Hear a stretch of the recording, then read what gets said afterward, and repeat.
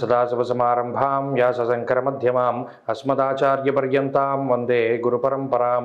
జ్యోతిషాస్త్రాన్ని భావితరాల వారికి ప్రసాదించిన ఋషుల యొక్క పాదపద్మాలకి నమస్కారం చేసుకుంటూ, అలాగే నాకు ఈ జ్యోతిష విద్యను నేర్పిన గురువర్యులు జ్యోతిష బ్రహ్మ కీర్తిశేషులు శ్రీ ఈరంకి సూర్యనారాయణమూర్తి గారు, సూర్యశ్రీ దైవజ్ఞ గారి యొక్క పాదపద్మాలకి నమస్కారం చేసుకుంటూ, ఓం శ్రీ మహాగణాధిపతి నమః, శ్రీ గురుభ్యో నమః, హరి ఓం. వీక్షకులందరికీ నమస్కారం. జనవరి నెల 28వ తారీఖు లగాయితూ ఫిబ్రవరి 3వ తారీఖు వరకు ఉండేటువంటి గ్రహగతుల ఆధారంగా ద్వాదశ రాశుల వారికి ఈ వారం ఏ విధమైనటువంటి శుభాశుభ ఫలితాలు కలగబోతూ ఉన్నాయో ఈ కార్యక్రమం ద్వారా తెలుసుకుందాం. అందులో భాగంగా ఈ వారం ఉండేటువంటి గ్రహగతులను గమనిద్దాం. ఈ వారంలో గురుగ్రహం మేషరాశి యందు సంచారం చేస్తూ ఉండగా, కేతువు కన్యా రాశి యందు, అలాగే ధనురాశి యందు కుజగ్రహము, శుక్రగ్రహము, బుధగ్రహము సంచరిస్తూ ఉండగా, మకర రాశి యందు రవిగ్రహము, కుంభమందు శనేశ్వరుడు, మీనమందు రాహుగ్రహం సంచారం చేస్తూ ఉన్నారు. అలాగే చంద్రుడు సింహము, కన్య, తులారాశుల యందు ఈ వారంలో సంచరించబోతూ ఉన్నారు. ఇటువంటి పరిస్థితుల్లో ద్వాదశ రాశుల వారికి ఏ విధమైనటువంటి శుభాశుభ ఫలితాలు కలగబోతున్నా తెలుసుకుందాం. మకర రాశి వారికి సాధారణమైనటువంటి గ్రహస్థితి గోచరిస్తూ ఉన్నది.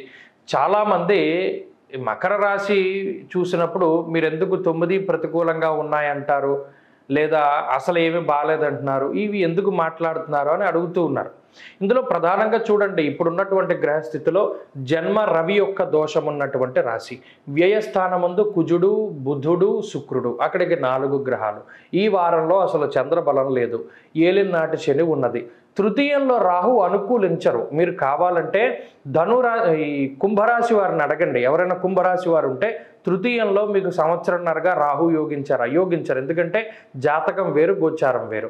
అటు రాహు బలము లేదు, అర్ధాష్టమ గురు బలము లేదు. మరి ఇలా ఏ గ్రహం చూసినా ప్రతికూలంగా ఉన్నప్పుడు ఏం చేయాలి? చాలా జాగ్రత్తగా వ్యవహరించాలి. ఇప్పుడు గ్రహస్థితి 9 గ్రహాలు ప్రతికూలంగా ఉంటే ఎవరు ఏ ప్రాణాపాయాలు ఏమీ జరగవు కదా. కాకపోతే ఏమవుతుంది, అదేదో దాంట్లో చెప్పినప్పుడు అరటిపండు తిన్నా పన్ను ఇరుగుతుంది 9 గ్రహాలు బాగా లేకపోతే.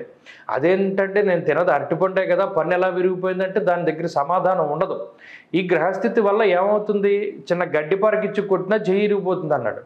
కాబట్టి ఏం చేయాలి అంటే చాలా జాగ్రత్తగా వ్యవహరించాలి, ఇంతకుమించింది ఏం లేదు. ఇప్పుడు ఈ వారంలో వ్యయమందు శుక్ర, బుధ, కుజగ్రహాలు, జన్మరాశి యందు రవి. దీనివల్ల ఏమవుతుంది, తిరగడమే అసలు జీవితంలో. ఎక్కడ తిరుగుతూనే ఉంటారు, పొద్దున లేచింది మొదలు ప్రశాంతత ఉండదు, శరీరం అలసిపోతుంది. పోనీ అంత కష్టపడి డబ్బు సంపాదించింది ఏమన్నా సక్రమంగా ఉపయోగపడుతుందా? అప్పులకి పోతుంది. గతంలో చేసిన అప్పులు తీర్చడానికో లేదా మరే ఇతరత్ర దానికో డబ్బులు పోతూ ఉంటాయి. సంపాదించింది దాచుకోవడం అంటూ ఏది ఉండదు. మరి ఇది సంపాదించుకున్నది దాచుకోకపోతే అది మానసిక వ్యధే కదా. పోనీ కుటుంబ సభ్యులతోనూ, బంధువులతోనూ, తోబుట్టువులతోనూ ఏమైనా సఖ్యత ఉంటుందా? వాళ్ళ గుమ్మం మన ఎక్కక్కర్లేదు, మన గుమ్మం వాళ్ళు ఎక్కక్కర్లేదు అన్నట్టుగానే ఉంటాయి సఖ్యతలు. ఆ విషయం పట్ల కూడా ఇది సున్నితమైనటువంటి విషయాల పట్ల జాగ్రత్తగా ఉండాలి.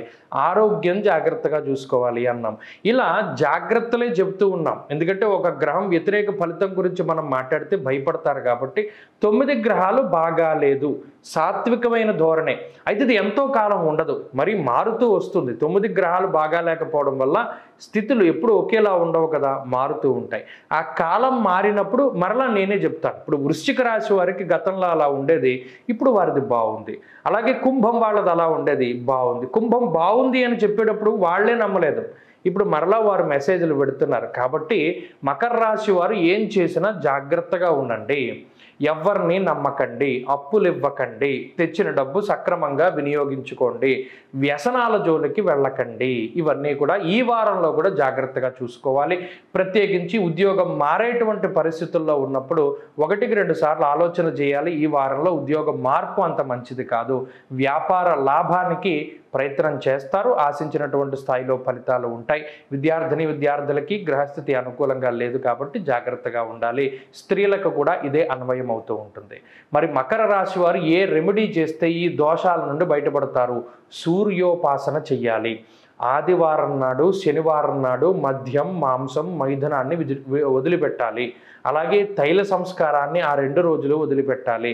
సూర్య నమస్కారం చేయాలి.